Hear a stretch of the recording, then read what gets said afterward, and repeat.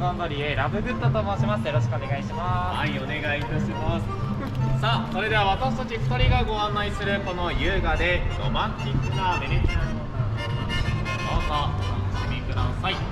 さあ、早速ですが、ここパラッチョカナルというところではチャオーっていう挨拶を使います。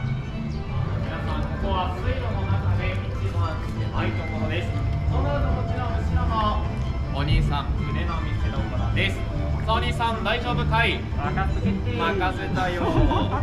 以上です。この先少し狭い水路を通りますので、皆さん肘はしっかり中に入れておいてください。肘しっかり中に。ありがとうございます。じゃあこの先とても景色が綺麗なので、ぜひ皆さんカメラを構えてお待ちください。さあ、皆さんここはコラライスの港、見てください。この中でこれはまさにゴンドラに乗った港の景が見ることができない特別な景色です。カメラをお持ちの方は今背景に見てはいかがでしょうか。それではしばらくの間、この美しい景色をのんびりと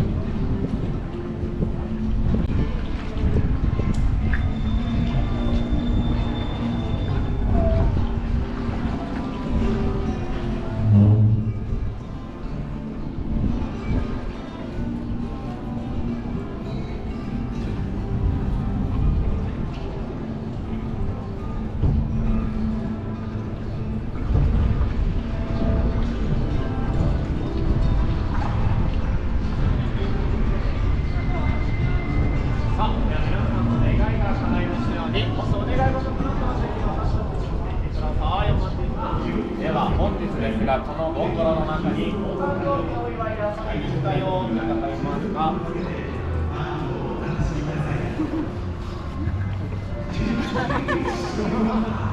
はい、忘れてください。宮本お誕生日の日にイラストとパーク内バッジやバースデーシールがございますので、飾っていただければゴンドラみんなでお祝いしますので、ぜひ皆さんまたお待ちください。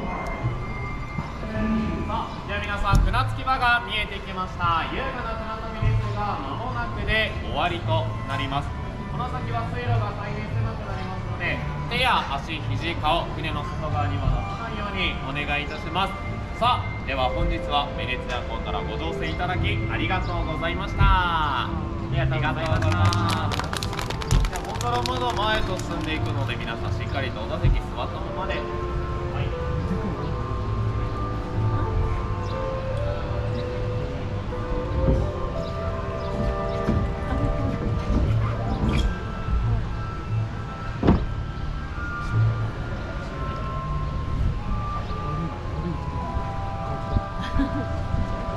皆さん、茶を使えそうです。